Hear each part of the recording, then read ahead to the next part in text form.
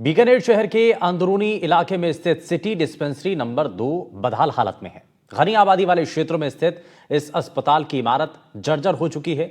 छतों से प्लास्टर झड़ रहा है, दीवारों में दरारें आ चुकी हैं और यहां किसी भी समय बड़ा हादसा हो सकता है, लेकिन इसकी सुध लेने वाला कोई नहीं है। आखिर मामला क्या है पूरा, इस रिपोर्ट में आप देखिए।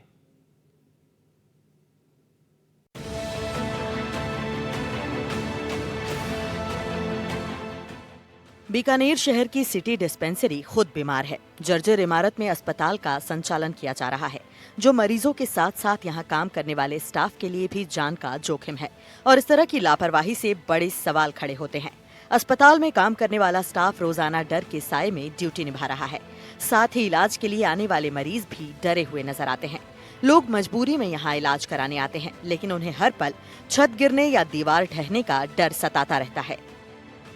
हमारी जो ये बिल्डिंग है काफ़ी पुरानी बिल्डिंग है और काफ़ी जर्जर अवस्था में, जगह जगह प्लास्टर टूटा हुआ है और बारिश के दिनों में काफ़ी खतरा बना रहता है। इस बाबत हमने अपने उच्च अधिकारी को बात भी किया, अवगत भी करवाया और उनकी तरफ से हमें ये आश्वासन दिया गया है कि जल्द से जल्द इसका पुनर्निर्माण करवाया जाएगा और हम भी उम्मीद करते हैं कि वो जल्दी जल्दी हो, ताकि कोई जनहानि से हम बच सकें और किसी प्रकार की मरीजों को या स्टाफ को किसी प्रकार की क्षति ना पहुंचे। यूपीएससी की जो बिल्डिंग है काफ़ी पुरानी है और अभी धीरे धीरे जर्जर अवस्था में हो रही है। बारिश में इसमें लगातार प्लास्टर गिरता रहता है। कुछ जगह से छत में से पानी भी नीचे आता है। कई बार प्लास्टर गिर भी चुका है, लेकिन उस वक्त कोई स्टाफ या मरीज न होने के कारण कोई जनहानि नहीं हुई। इसके बारे में हम नियमित रूप से हमारे सीएमएचओ सर को लिखित में सूचनाएं दे रहे हैं और उनकी तरफ से आश्वासन भी मिला है, पर अभी भी हमें डर रहता है कहीं यूँ ना हो कि तेज बारिश हो तो कोई अप्रिय घटना घट जाए। स्पेस बहुत कम है यहाँ, एक ही रूम में सारा काम होता है।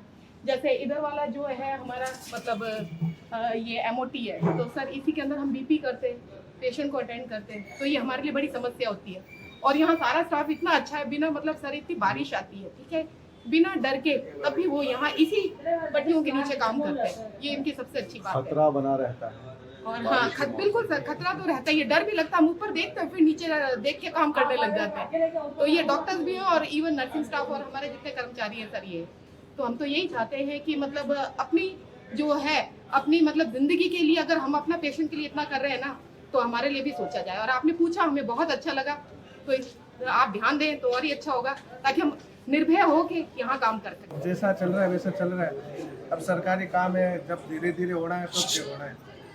अब हम कई बार बोल भी चुके हैं, सर ने भी बोल चुके हैं कि भाई हमने आगे प्रस्ताव भेजा है। हमने सर को बार बार बोलते भी रहते हैं, सर आप भी प्लीज़ थोड़ा हमारे एक्शन सर को या सीएमएचओ सर को ज्ञापन देवे कि भाई इस बिल्डिंग का ये कुछ सुधार किया जाए। मरीज यहाँ क्या है कि पूरे आसपास के क्षेत्र के पूरे मोहल्ले वासी सारे आते ही हैं, क्योंकि एक ही प्राथमिक चिकित्सालय है। ये बहुत बड़ा, काफ़ी बहुत पुराना है, तो इसका क्या है कि हम चाहते हैं कि पुनर्निर्माण हो। स्थानीय निवासियों और अस्पताल स्टाफ ने कई बार प्रशासन को इस समस्या से अवगत कराया है और जल्द ही ठोस समाधान की मांग की है, लेकिन अब तक ऐसा कोई कदम नहीं उठाया गया जिससे इस अस्पताल के हालात सुधरते नजर आते हों। हालात ऐसे हैं कि अगर जल्द कार्रवाई नहीं की गई तो ये जर्जर इमारत एक बड़ी दुर्घटना को दावत दे सकती है। ऐसे में प्रशासन को तत्काल इस पर ध्यान देने की जरूरत है। जरूरी नहीं कि सारी कार्रवाई हमेशा किसी दुर्घटना के होने के बाद ही की जाए।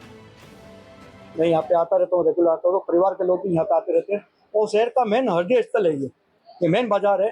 इस बिल्डिंग की स्थिति बहुत खराब है। जहाँ पे डॉक्टर देखते हैं वहाँ पे प्लास्टर गिर रहे हैं। यहाँ के जो नींव है वो भी बहुत कमजोर है, कभी भी बड़ा हादसा हो सकता है। तो प्रशासन से ही निवेदन करते हैं कि जल्दी से जल्दी इसको सही करें और कोई भी बड़ी हानि हो उससे बचा जाए। झालावाड़ में घटना घटी है, वहीं ऐसी ही कोई शहर के अंदर घटना न घट जाए। आज हम छोटे से बड़े इसको देखते हुए हैं। सिटी के अंदर ये है तो हमें आना तो यही पड़ता है। जहाँ डॉक्टर देख रहे हैं वहाँ वो इमारत जर्जर हो रही है, ऊपर से चूना गिर रहा है, तो जल्द से जल्द प्रशासन को कोई न कोई निर्णय इसको सही करवाने का लेना ही चाहिए। ये लगभग 100 वर्ष पुरानी हो चुकी है और मार्च के अंदर विधायक महोदय के द्वारा यहाँ मुझे भेजा गया और इसके हालात के बारे में बताया गया और विधायक महोदय ने चिकित्सा मंत्री को अपने लेटर हेड से ज्ञापन भी दिया है और जिला परिषद में भी उन्होंने लेटर दिया है। करीब 1 करोड़ की लागत से इस बिल्डिंग का निर्माण के लिए और आरए मार्च की मीटिंग के द्वारा विधायक महोदय स्वयं यहाँ आकर पूरी विजिट की और उन्होंने आश्वासन दिया है कि अगले 2026 तक इस बिल्डिंग को नवीनीकरण होकर रोजाना सैकड़ों मरीजों का इलाज करने वाला अस्पताल जिस इमारत में चल रहा है वो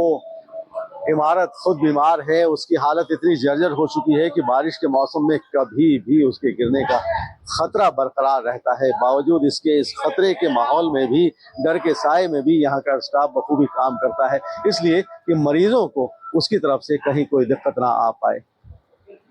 यहाँ चिकित्सा और स्वास्थ्य विभाग के प्रशासन की जिम्मेदारी बनती है कि वो इमारत की तरफ तवज्जो दे और स्टाफ की सुरक्षा का ख्याल रखे, मरीजों की सुरक्षा का ख्याल रखे। उसकी नजर इनायत कब होगी, नजर कब पड़ेगी, आश्वासनों के जो निवाले मिल रहे हैं वो हकीकत में कब बदलेंगे, ये कोई नहीं जानता। बहरहाल बावजूद इसके डर के साए में काम करने के बावजूद भी स्टाफ पूरी तरह से डेडिकेटेड है मरीजों के लिए। एनडीटीवी के लिए कैमरामैन राजेश छंगानी के साथ डॉक्टर नासिर जैदी, बीकानेर।